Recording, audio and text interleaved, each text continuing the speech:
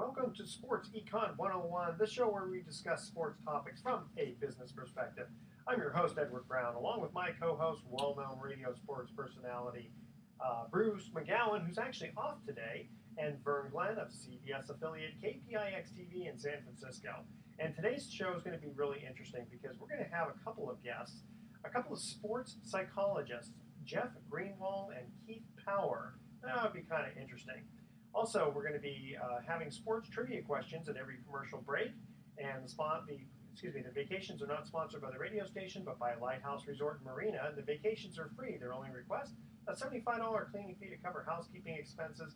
Their website is lighthouse4fun.com. Check them out.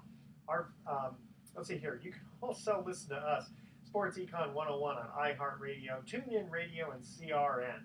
And also on today, we're going to try to cover a couple of things here. Derek Jeter announcing his retirement, and suddenly the ticket prices for September Yankee games are soaring in value. Running back Jennifer Welter, yes, you heard me correctly. Jennifer Welter makes history by playing in a pro football game. We'll talk about that. She's only about 5'3", I believe. And what's the deal? 5 baseball managers hired who have no experience? Well, find out what's going on with that. And the Texas Rangers acquired Prince Fielder. I don't know why. Big slump last year. Maybe this will be a breakout year for him.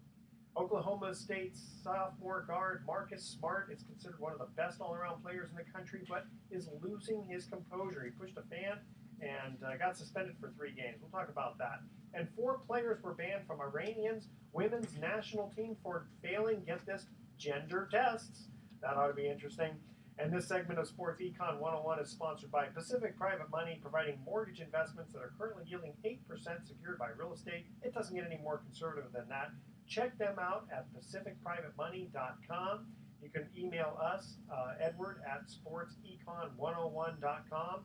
A question, and we'll try to answer it on the air. Don't touch that dial. When we come back, we'll have the sports psychologist. You're listening to Sports Econ 101. Not far away. Okay. And away we go. Welcome back to Sports Econ 101. I'm Edward Brown, your host, and on the phone we have Vern Glenn. What's up, America? Yeah. I'm still in Arizona. And what's the weather like down there? 75 degrees, sunny, just beautiful. Spring training baseball weather. That's why I'm here. That's why you're there. Okay, and Bruce is off today, but we have 2 guests with us. They are sports psychologists. Jeff Greenwald, who, get this, Vern, he was #1 in the world in the tennis seniors circuit at age, 35 to 45? And we also have Keith Power, and you ready for this? He's 6 foot, 300 pounds, used to be a figure skater, and then he moved to being a hammer thrower, right? You can agree very quickly. It's a long story. It's a long. Wow! What a combo! Yeah. You're in trouble. Yeah. All right, so guys, I'm going to just start off with the first one here, which is performance psychology. All right, in sports and business has really blossomed over the past 5 to 10 years. Why do you think we're seeing such momentum in these areas at this time? Well, I think there are a lot of differences between sport and business, but there's really a lot of commonalities, and I think one part of that, an important part, is the mind. And certainly we do a lot of work with top executives and looking at different ways how mentally they can perform at a more consistent and a higher level, and how they can perform under pressure. And I think there's a lot of stuff from a sport basis in terms of individuals, in terms of teams, that business can learn from. Okay, well, now give us a little bit of background, because I just mentioned to Vern that you used to be a figure skater, and then things changed a little bit. Why don't you go through that maturation? I'll be very brief. So when I was very young, when I was around 10, 11, I was an international ice skater for Great Britain. And obviously you go from ice skating to hammer throwing. So yeah, of course. Well, hence the accent. Hence the accent, yeah. So I fell in love with track and field. Was an international hammer thrower. Realised I wasn't going to cut it at the very highest level, although I was pretty good. I was an international.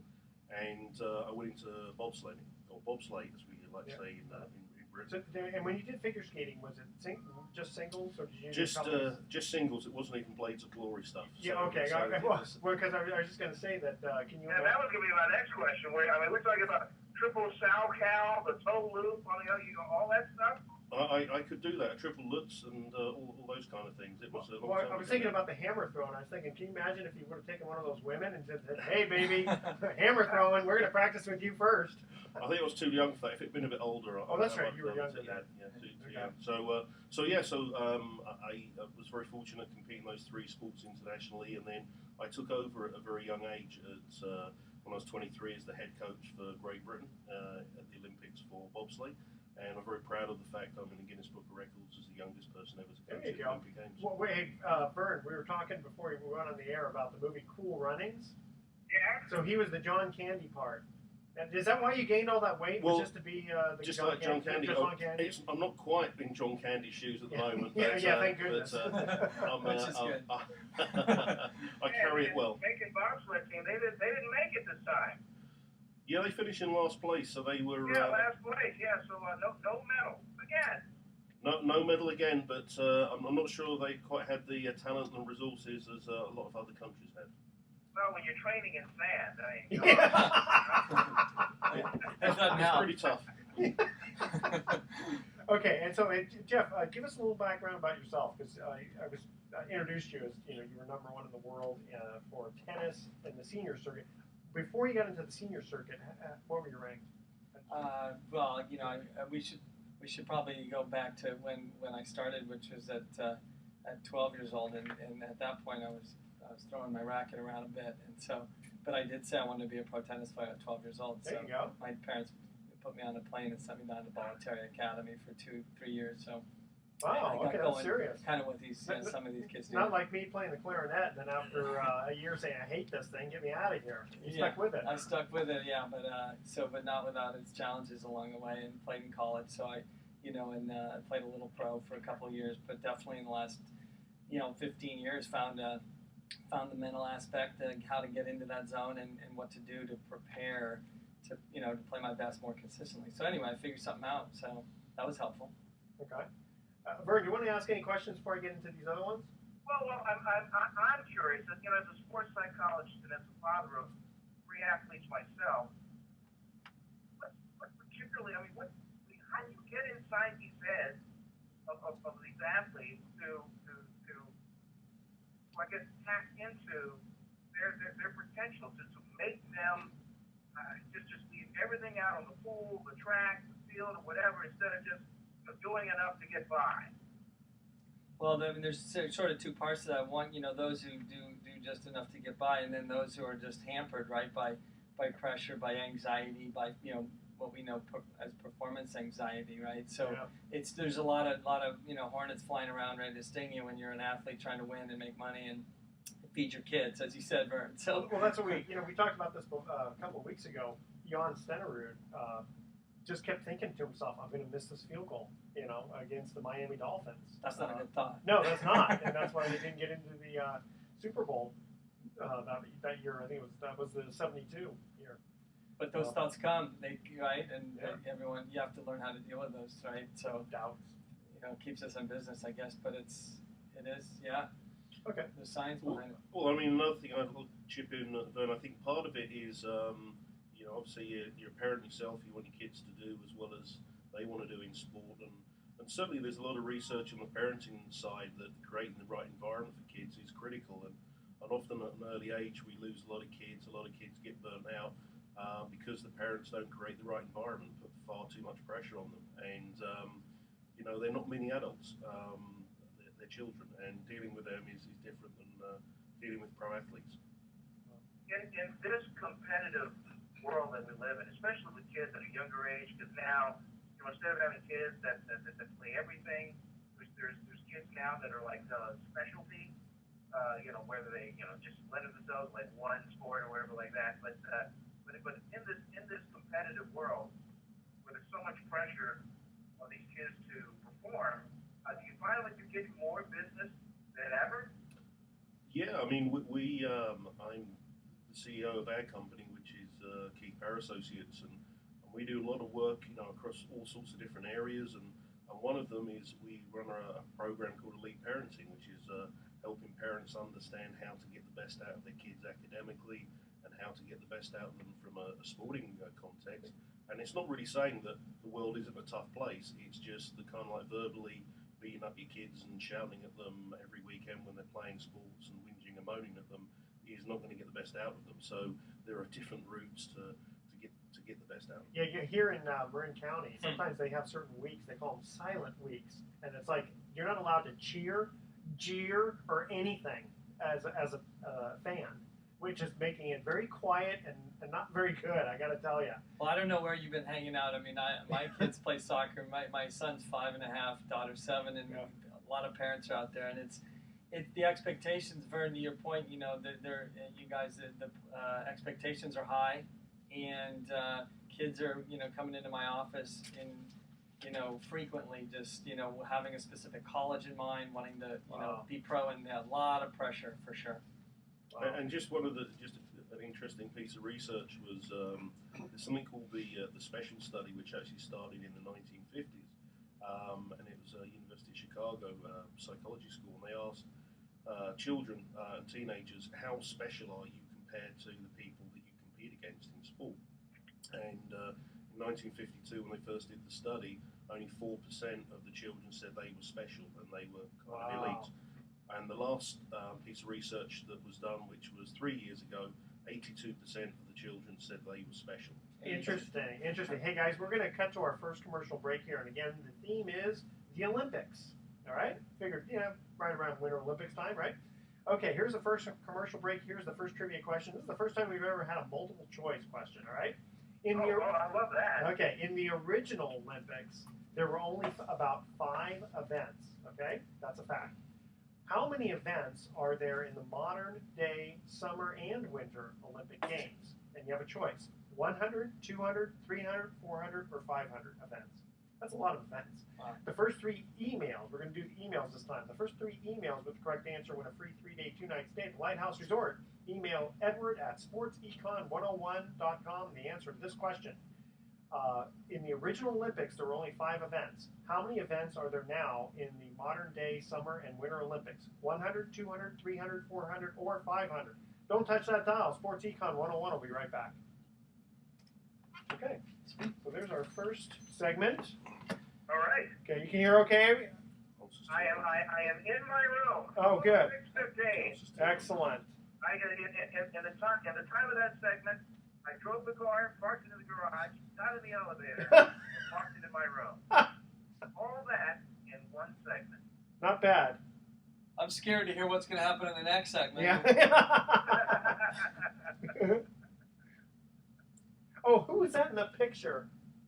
Oh, that's the camera guy I'm working with. Oh, okay, because I'm thinking, okay, I'm thinking, gosh, is there someone famous and I just don't, someone I don't know? No, we were just thinking we'll selfie together. Okay, yeah. That was at Phoenix County. This is the last year that the A's are in Phoenix. Next year they move to Mesa. Oh, that's right. Are you to the old Cubs facility. And are you going back down to spring training again? No, this will be it. It's a long trip. So this is for this trip. I'm here through Saturday. So between now and Saturday, we're either going to the A's or Giants every day, shooting a lot of content, just doing a bevy of interviews, probably with most of the position players, the interesting stories. We're trying to generate enough content to last us in particular shows until camp brings at the end of March, because Interesting. This is the one trip we're not coming back. Okay, because I'm going down beginning of March, and Max Venable's going to be there, you know, so I'm going to meet up with him, you know, we'll go watch Will play, and I think John Miller is going to be down there by then, and I don't know if he'll probably do the same thing. They'll be doing games on KNBR by then. Okay, yeah. So he said, yeah, it's great that he's going to be on. We'll have to think about, like, you know, what kind of fun stuff we can do with him. I'll tell you a quick story. Years ago, we had John Miller on Sports Final with Ron, and he's the only guy in the history of Sports Final that sent us a bill. Well, he didn't say anything about Did you bill. pay it? Did you pay it? No. He seems like a nice guy. Okay. Let's see here. Okay, you guys ready? We'll go to the next segment here. Let's do it. Okay. Yeah, I know there's one of those rules that You got that one. some lady broke.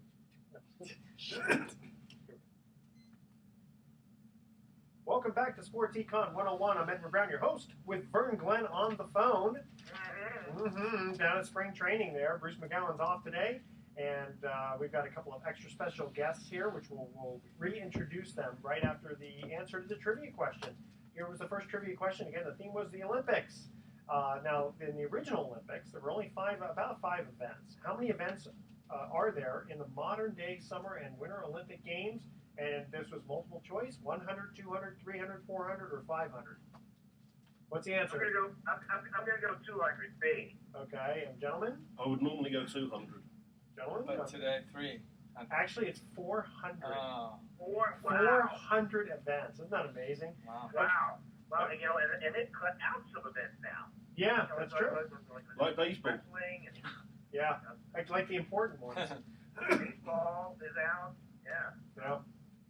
Okay, we are in the studio with Jeff Greenwald and Keith Power, who are sports psychologists. And I don't even have a couch in my office here, studio. Okay, now let's get into a couple other questions here. So the momentum has not been without its challenges. What sorts of walls have had to come down for more people and organizations to embrace these ideas that our mental game mindset can make such a difference? Well, I mean, I think obviously the world of psychotherapy, psychology, the Freudian kind of, like you just said, I don't even have a couch here. Don't worry, we're getting some in. Don't worry. Okay, good. For you. But there certainly was a stigma that lasted a while. I think in the last decade, we've seen, particularly 5 or 10 years, teams recognize that to get an edge, they need the science behind performance. They need to understand that, in fact, there are things they don't know they can do that will seriously enhance their performance. Well, before we went on air, we were talking about Buddy Biancalana, who's a guest on the show, who is, I don't think Vern, he's not considered a sports psychologist, but he did write a book about being in the zone. Remember that? Yeah, he did. Yeah, and it was kind of insights from an athlete's perspective, which he kind of took you there, kind of put the bat in your hands, and kind of gave you a sense of what he was thinking. Mm-hmm. But I think with sports psychology, I mean, you guys know better than I do. Obviously, I mean, it's your profession, but boy, I think there's a lot of athletes out there, particularly elite athletes. They all have God given us the talent. So I mean, I'm hearing stuff like maybe a lot of the success is maybe, I don't know, 60-70%, like in between their ears in the old game upstairs. Well, that's what. Do you remember Paul Kingsman, a friend of mine who was a bronze medal winner in the backstroke? He said that when you get to that Olympic level, he says almost everybody is about at the same, and it's all in the mind. It's all in the head game. Yeah. There was a great piece of research done a couple of years ago in the Olympics, and also it was who got drafted to the NFL, the NBA, professional teams, and who are the people who made it to the Olympics and succeeded in the Olympics. And they looked at things like the skill level, and they measured fitness, and they looked at all sorts of different variables. And the only one that was significantly different was the psychological variables. So what we tend to find is that the people who are successful in sport have higher and more consistent levels of motivation, higher and more consistent levels of confidence.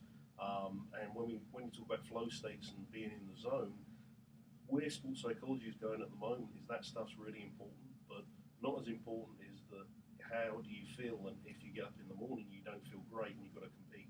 Well, so that's a good point. Is around that. Well, like performance. Well, like baseball. I mean, if that's 162 games, right.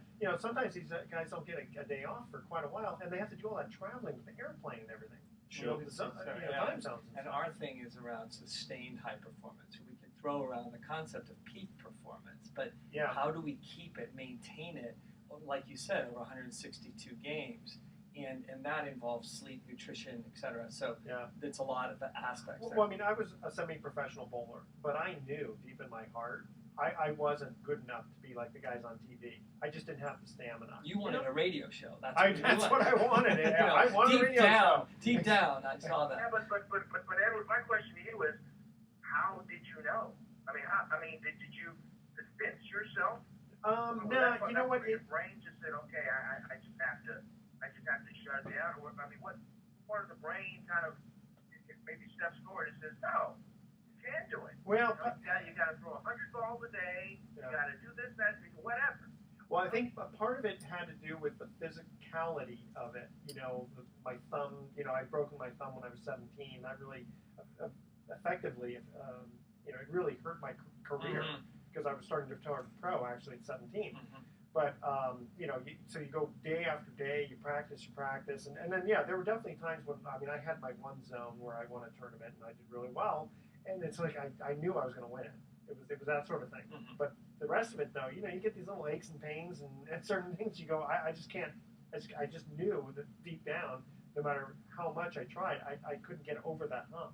I think your point, around how fragile the zone is, and how peak performance requires so many aspects, things to keep in mind to get, to be positioned so you can have that great day or those great performances. Well, it's interesting. The one time when I won that tournament, I actually started off even though I knew before the tournament even started, I just knew I was going to win it.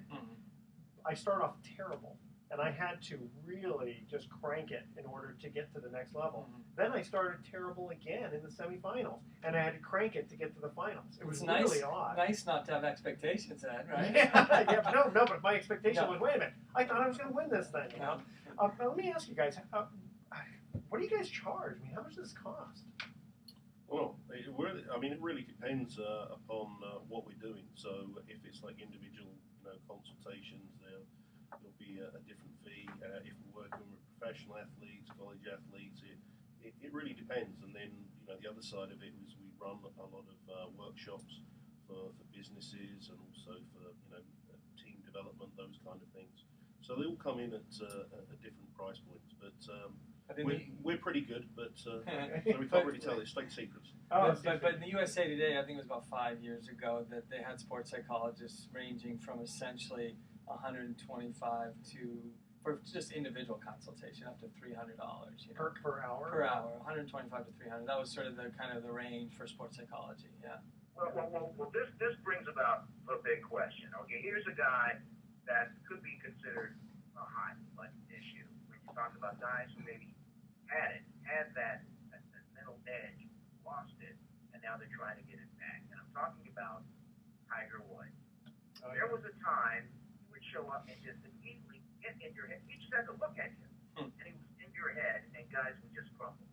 And now, for whatever reason, he can't putt, can't hit the green consistently. He's pulled out of turn. Yeah, he's going to play this coming weekend, but he just essentially, compared to what he used to be, lost it. Well, let me jump in for a minute. You know what? How does he?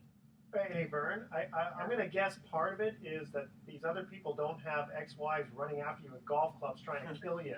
It's called post-traumatic stress disorder. Yeah. When you got your wife chasing you down the street with a golf club.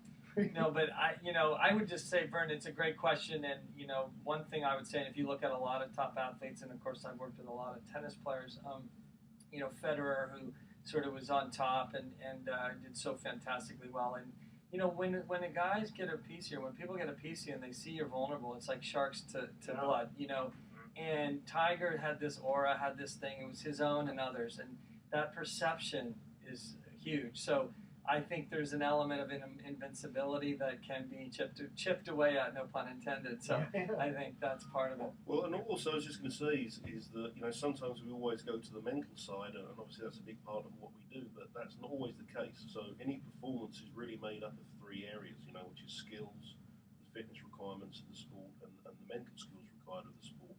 And I don't know Tiger's situation, but I think we have to look at how much stress has been on his body, his injuries, and probably physically. He's not been at his best. His personal life just went to hell in a handbasket. And there's his personal life, which is going to affect your game. Absolutely. Sure, and it could just well be that his body's just not in good shape, and he can't. He's not able to just perform to the levels that he used to be. Well, now, okay, you mentioned Federer, so he was a client of yours? No, he was not. Oh, okay. How do people find you? Do they just get referred by other people who've had success with you?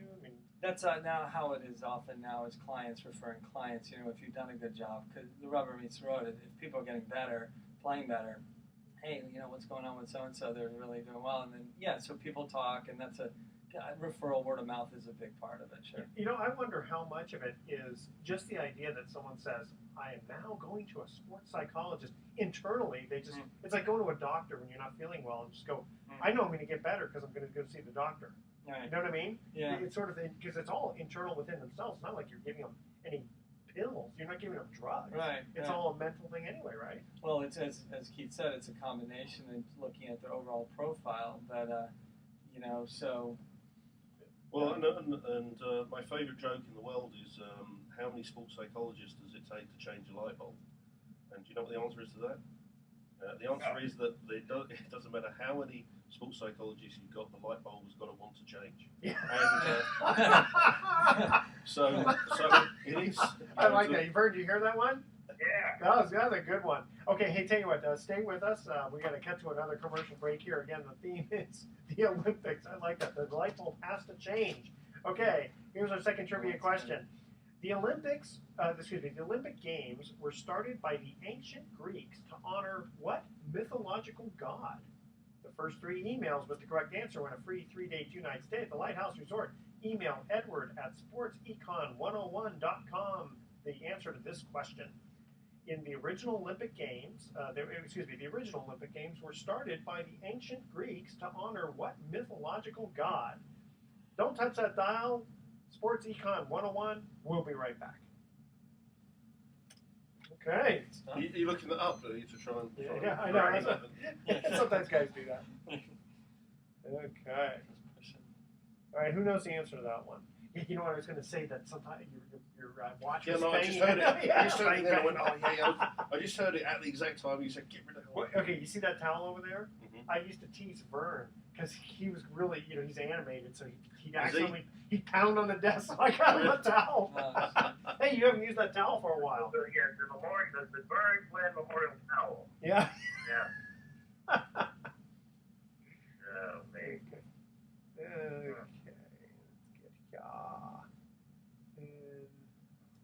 Okay. Okay, one more and then we'll let you go there, my friend. All right. Good. And then hopefully next week, I'll get in touch with Steve Baker because I didn't want to wait because you said his dad died. Yeah. No telling on. I mean, I don't know if he sent me a text sometime late last week about how we're all still trying to process what happened. And, Yeah. So he was still back there. So I don't know what. Okay. I don't know what plans, arrangements are being made. Mm-hmm. Yeah, I figured I'd give him some time and then just sort of I'll probably at this point, I'll probably maybe later today when I'll reach out to his wife. Okay.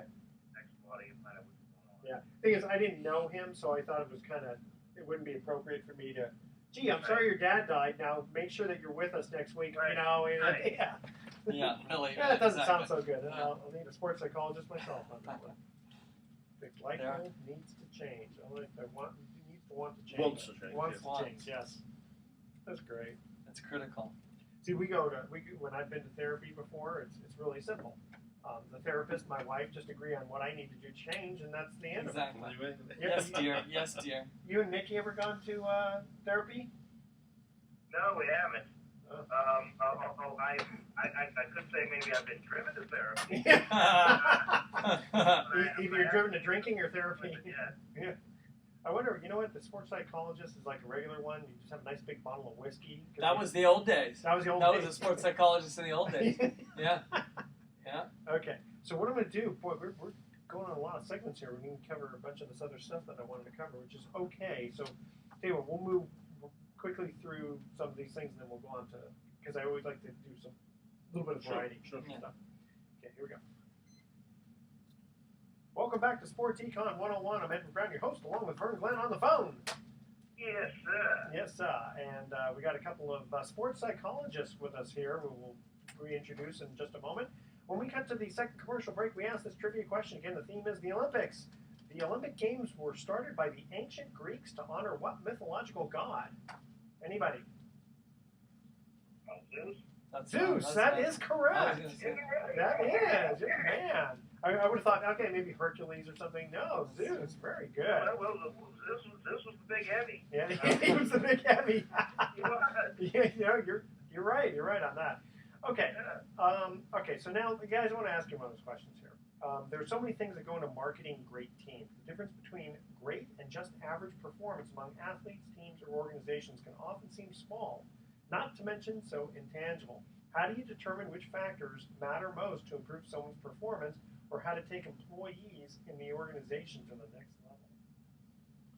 Well, I mean, I would say going back to sport and business, one of the things that sport is really good at is understanding human performance and understanding how the body works at the highest level, how emotions work, how the mind works at the highest level, the importance of nutrition, sleep, those particular areas. And having worked, with a lot of top global organisations, and obviously a lot of top sports teams, individuals, is that I think it's one of the areas that business doesn't do a good job of. Is that usually it's all about, well, if we just push people as hard as we can for as long as we can, we'll squeeze every drop out of their performance. But there are physical and mental limitations, and so looking at different ways, and that's certainly one of the programs that we work with. Is something called Elite Performer, looking at different ways that individuals in high pressure environments can perform at a more consistent level and a high level. Okay, so now both of you, Jeff Greenwald and Keith Power, you both played at a high level in your respective sports. How do your own experiences as athletes inform what you do now?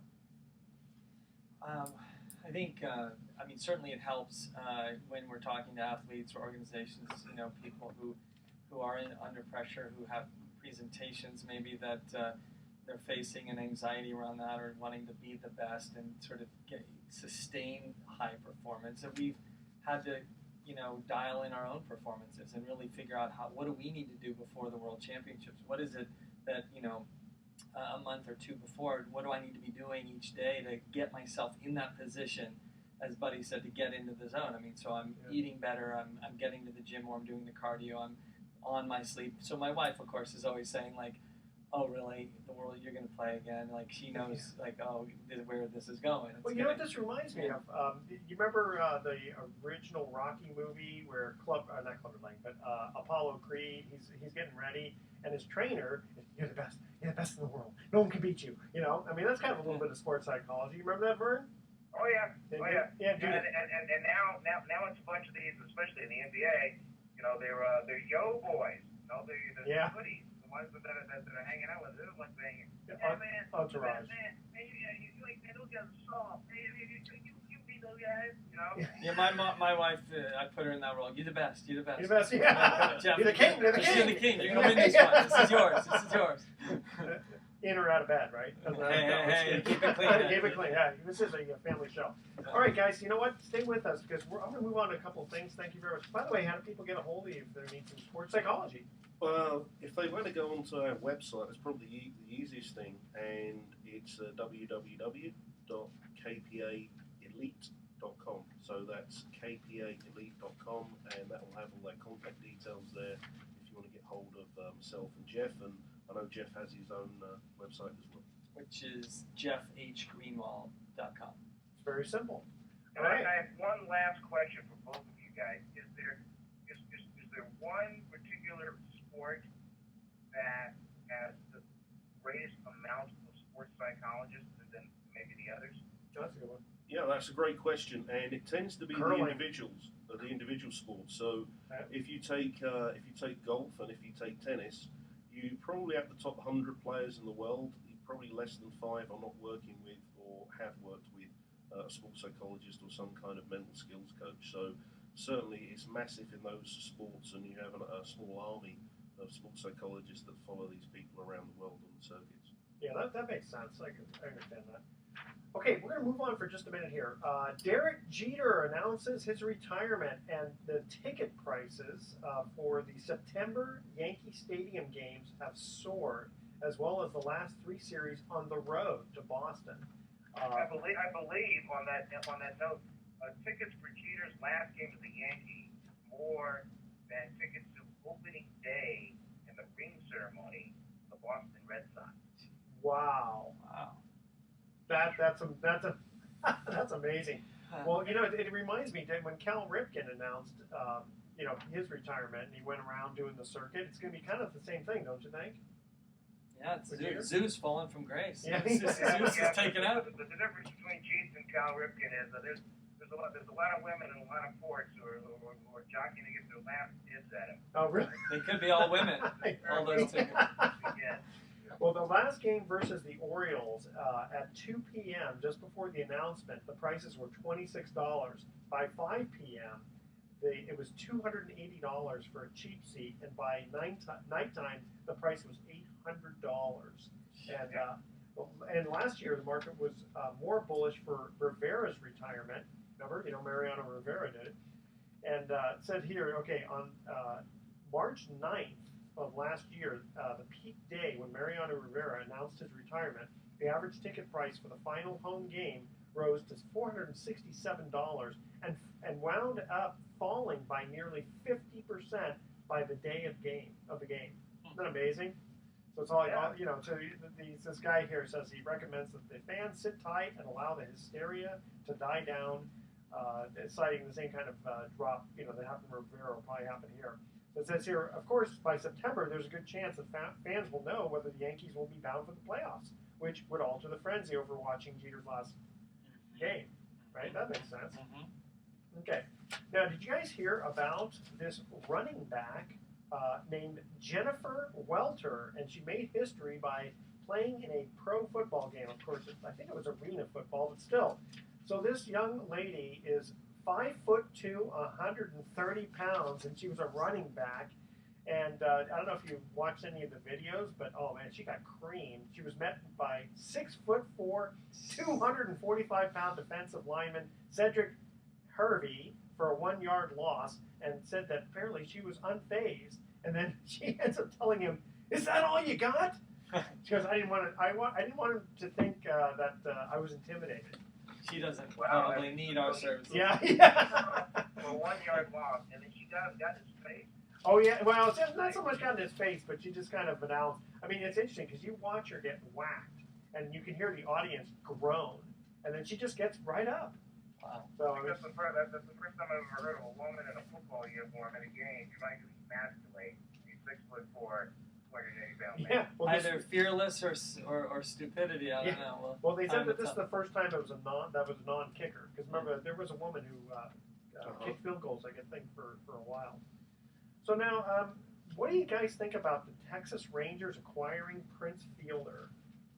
I mean, I don't know. Fielder had a terrible year. Well, I just see him as a one-trick pony. And so he just doesn't have that range of different abilities that I think baseball requires today. And that's spoken as a British guy, not as an American. Well, the Rangers have lost a lot. I think the loss of Ian Kinsler means a lot. I think their pitching has been affected. I mean, they really, they really went out of their way to bring in Fielder. The spinning in the American League West is just ridiculous. The Rangers and the Angels, and meantime you got puny little Oakland Athletics who just with a limited payroll, they go out and they win the American League West the last 2 years, and now they Billy Bean, they've been able to assemble a starting pitching staff and a relieving staff that's considered the best in baseball. That's amazing. Moneyball. Moneyball. That's it. Well, last year Fielder had career lows in homers and slugging percentages. I don't know. I look at him as he kind of reminds me of Ryan Howard. He's just a little bit too big and slop. I don't know. What's a nice way of saying slow? Well, maybe he needs a sports psychologist, guys. That's what. Well, I mean, it's just as a kind of, I obviously I'm a permanent resident here now, but as someone who didn't grow up with baseball, one of the things I find very strange, and perhaps people have got an answer for this, is that how so many of a number of the top players are so much overweight and not in great shape.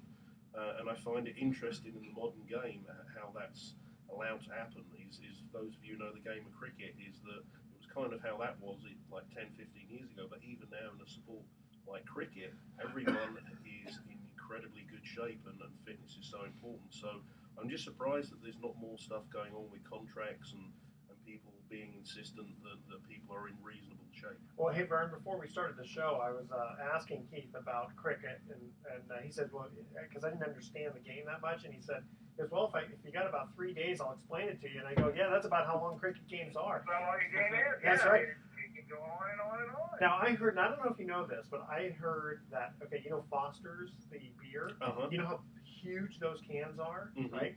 I heard the reason... Lager. Boston's Lager, exactly. The reason that they're so big is that apparently the rules were you could only bring a six-pack in to a game. So they made these cans as big as possible. I don't know if that's true, but that kind of makes sense. Good theory. Makes for a great story. Yep. And I'll give you a quick story there as well. There's a famous cricketer, Australian cricketer called Rodney Marsh. And on the trip, which is 24 hours between Australia and England on one of the tours, he actually drank 64 cans on that tour. So just on that actual flight, 24 hours, and they have this competition, the Australians, every time that they go on tour to the UK, see if anyone can break the record. It's about 25 years old now. And but they have to have a bathroom close by that is constantly Or open. big trash bags. Yeah. So last thing here before we cut to our break, Oklahoma State's sophomore guard Marcus Smart, considered one of the best all-around players in the country, but is losing his composure. Figured we have sports psychologists on. We'll talk about that. Apparently, he pushed a fan, so he gets suspended for 3 games. And wondered, if that's fair and how that can hurt his chances for the future. If you're an NBA coach, do you draft him? Vern, what do you think about that? Well, I know a little bit more about this story. It was a game. He was flying out of bounds, making the defensive play, and he kind of fell into like the first row. And this is at Texas Tech. And a long-time Texas Tech fan allegedly may or may not have used the N-word, but he did say something insulting. And Marcus got right up and went up to the guy, yelled at him, and then shoved him. And then walked back. He was escorted out, and the Big Ten commissioner went in and suspended him for the game. Now, at the time, Smart was considered certainly a top 1 to 5 pick in the NBA draft. But now that he's had this loss of composure, there are now questions of does his stock drop or whatever. But he's now it's come out that apparently he has now tweeted a blogger during a game. Now this is hearsay. I just found that out earlier. Hey, Vern, stay with us. We got to cut to our quick commercial break because I want to hear the rest of this.